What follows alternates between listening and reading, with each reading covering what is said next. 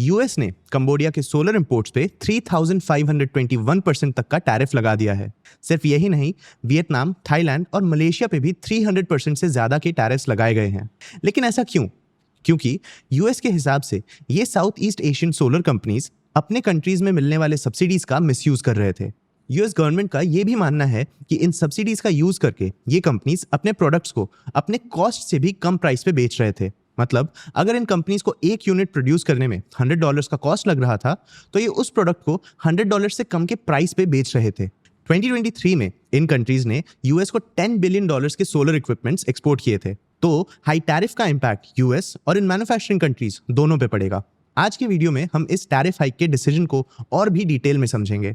फिर हम ये समझेंगे कि इन साउथ ईस्ट एशियन कंट्रीज का सोलर इंडस्ट्री कैसे ऑपरेट करता है। आखिर में हम इंडियन सोलर इंडस्ट्री के फ्यूचर पोटेंशियल और इस पे टैरिफ्स के इंपैक्ट्स को भी डिस्कस करेंगे। चलिए शुरू करते हैं। सबसे पहले यूएस के टैरिफ हाइक का डिसीजन समझते हैं। देखो दोस्तों, फाइनेंशियल ईयर 24 में यूएस ने $16.5 बिलियन का सोलर इक्विपमेंट इंस्टॉल किया। इसमें से 75% इक्विपमेंट इंपोर्टेड थे और इन इंपोर्ट्स का लगभग 80% सिर्फ 4 कंट्रीज से आता है: कंबोडिया, थाईलैंड, मलेशिया और वियतनाम। और इन चारों कंट्रीज पे ये एलिगेशन है कि ये अपने सोलर प्रोडक्ट्स बहुत कम प्राइस पे एक्सपोर्ट करते हैं। कितना कम? अपने मैन्युफैक्चरिंग कॉस्ट से भी कम। अब आप सोच रहे होंगे कि ऐसे में तो इन कंट्रीज के सोलर मैन्युफैक्चरर्स को लॉसेस होते होंगे। फिर ये लो कॉस्ट में अपने बिजनेसेस कैसे सस्टेन करते हैं? इसका सीक्रेट है गवर्नमेंट सब्सिडीज। ये सब्सिडीज इन्हें direct cash reimbursements, financing aid, rebates, special funds और रेगुलेटरी रिलैक्सेशंस के थ्रू मिल सकते हैं। इन सब्सिडीज के कारण कंपनीज के ओवरऑल कॉस्ट्स कम हो पाते हैं और रिड्यूस कॉस्ट का बेनिफिट वो अपने फाइनल कस्टमर्स तक पास ऑन कर देते हैं। अब ये सिचुएशन इन कंट्रीज के मैन्युफैक्चरर्स और यूएस के फाइनल कस्टमर्स के लिए तो एक अच्छी बात है, लेकिन यूएस के डोमेस्टिक सोलर मैन्युफैक्चरर्स के लिए ये एक बहुत बड़ा चैलेंज बन जाता है। इन चैलेंजेस को समझने के लिए पहले थोड़ा कॉन्टेक्स्ट सेट करता हूं। देखो, 2022 में बाइडेन प्रेसिडेंसी ने IRA यानी इन्फ्लेशन रिडक्शन एक्ट पास किया। ये एक्ट यूएस के क्लीन एनर्जी मैन्युफैक्चरिंग कंपनीज को 30% तक टैक्स क्रेडिट इंसेंटिव्स देता है। इस एक्ट से Q2 FY24 में यूएस सोलर मैन्युफैक्चरिंग कैपेसिटी लगभग 10 गीगावाट बढ़ा और 31 गीगावाट तक पहुंच गया। ये एक 4x ग्रोथ था। इन डोमेस्टिक मैन्युफैक्चरर्स ने मिलकर American alliance for solar manufacturing trade committee बनाया। अप्रैल 2024 में कमेटी ने बाइडेन एडमिनिस्ट्रेशन को एक फॉर्मल रिक्वेस्ट भेजा। इन्होंने रिक्वेस्ट किया कि इन चारों कंट्रीज के सोलर इंपोर्ट्स पे टैरिफ्स लगाए जाएं। टैरिफ से डोमेस्टिक मैन्युफैक्चरर्स को प्रोटेक्शन मिल पाता। यूएस के डोमेस्टिक मैन्युफैक्चरर्स ने क्लेम किया कि एशियन मैन्युफैक्चरर्स के एक्सट्रीमली लो प्राइसेस की वजह से यूएस मार्केट्स में प्रोडक्ट प्राइसेस 50% से ज्यादा गिर गए। कमेटी ने एंटी डंपिंग ड्यूटीज और काउंटरवेलिंग ड्यूटीज की भी डिमांड की।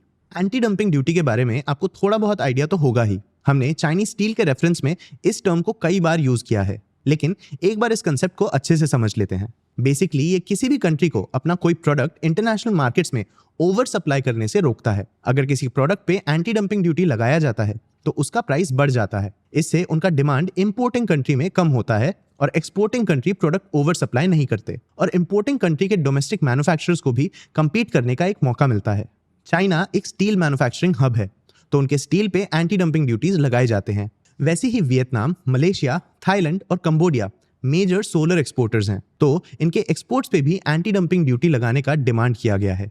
और काउंटरवेलिंग ड्यूटी क्या होता है? देखो, जैसा कि मैंने बताया, जब एक कंट्री अपने एक्सपोर्टर्स को सब्सिडी देती है तो उनके प्रोडक्ट्स बहुत सस्ते हो जाते हैं। इन चारों कंट्रीज के सोलर एक्सपोर्ट्स भी ऐसे ही प्रोडक्ट्स हैं। अब अगर ये सस्ते सोलर इक्विपमेंट्स यूएस में एक्सपोर्ट होते हैं तो यूएस के लोकल बिजनेसेस को नुकसान हो सकता है, क्योंकि वो compete नहीं कर पाते। इसीलिए लोकल सोलर मैन्युफैक्चरर्स को प्रोटेक्ट करने के लिए यूएस इनके इंपोर्ट्स पे काउंटरवेलिंग ड्यूटी लगाना चाहता है।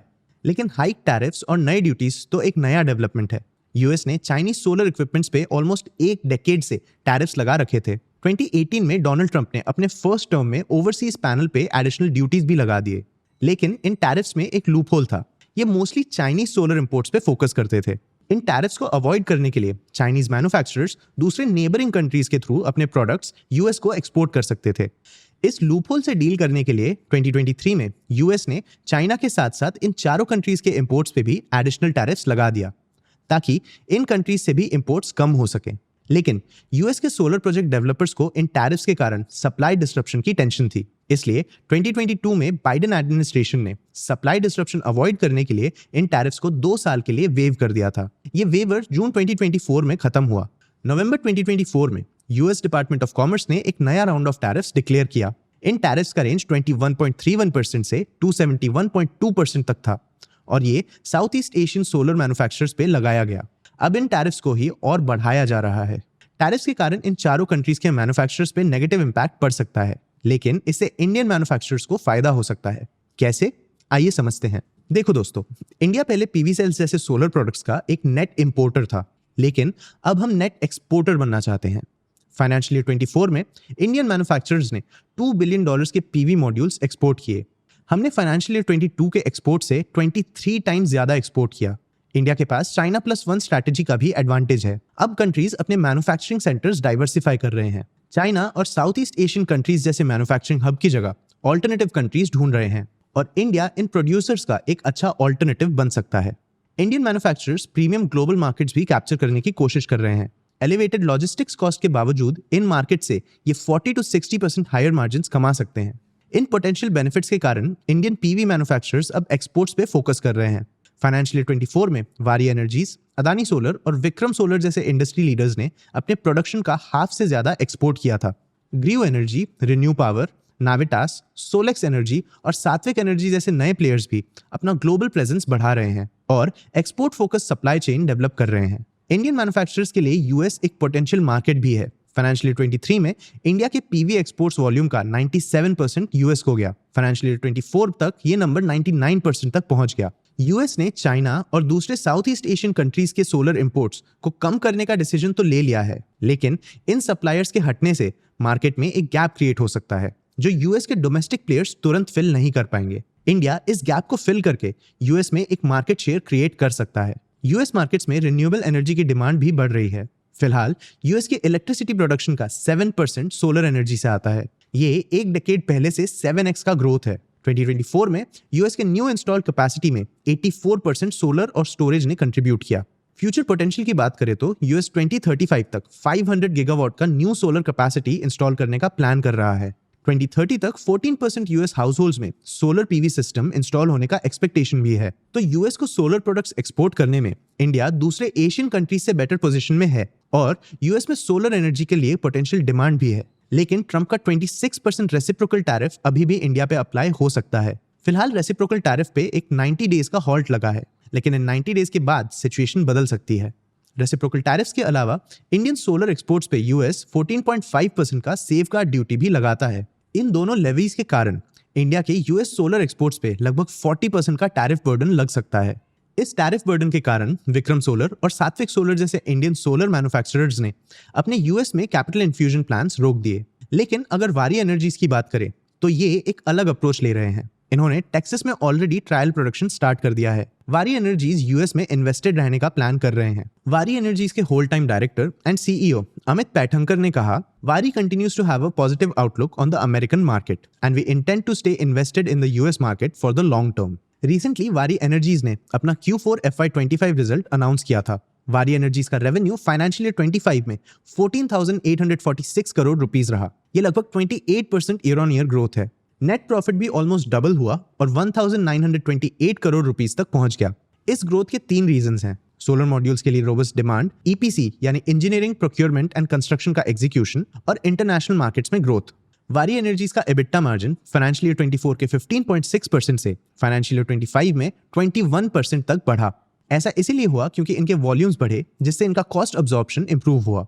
वारी ने फाइनेंशियल ईयर 25 में 3,274 करोड़ रुपीस का केपेक्स स्पेंड भी किया, लेकिन आईपीओ प्रोसीड्स के कारण कंपनी का नेट कैश फ्लो अभी भी पॉजिटिव है। टेक्सास में मैन्युफैक्चरिंग बेस एस्टैब्लिश करना वारी एनर्जीज को एक स्ट्रैटेजिक बेनिफिट दे सकता है।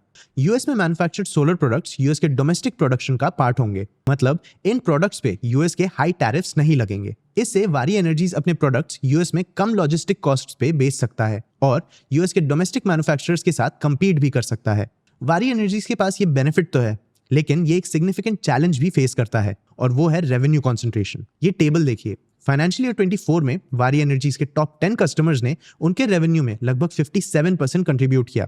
फाइनेंशियल ईयर 23 में ये नंबर 66% के पास था। रेवेन्यू कंसंट्रेशन किसी भी कंपनी के लिए एक रिस्क होता है। वारी एनर्जीज के केस में अगर इन 10 क्लाइंट्स में से किसी के साथ भी इनका रिलेशन खत्म होता है तो वो इनके रेवेन्यू का एक बड़ा पार्ट खो सकते हैं।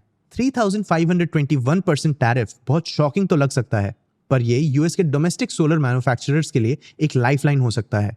इन हाई टैरिफ्स के कारण इंडिया के सोलर मैन्युफैक्चरर्स को भी एक ग्रोथ अपॉर्चुनिटी मिल सकती है। आपको क्या लगता है, क्या वारी एनर्जीज इस अपॉर्चुनिटी का फायदा उठा पाएगा? इंडिया के सोलर इंडस्ट्री के और कौन से प्लेयर्स इस अपॉर्चुनिटी को कैप्चर कर पाएंगे? अपने व्यूज कमेंट सेक्शन में जरूर बताना। आगे हम कौन से टॉपिक्स कवर करें ये भी कमेंट सेक्शन में जरूर बताना। अगर ये वीडियो आपको पसंद आया हो तो इसे लाइक और शेयर जरूर करना। ऐसे ही और वीडियोस के लिए चैनल को सब्सक्राइब भी कर लेना। आज की वीडियो के लिए इतना ही। मैं हूं आपका होस्ट देब। मिलते हैं अगले वीडियो में।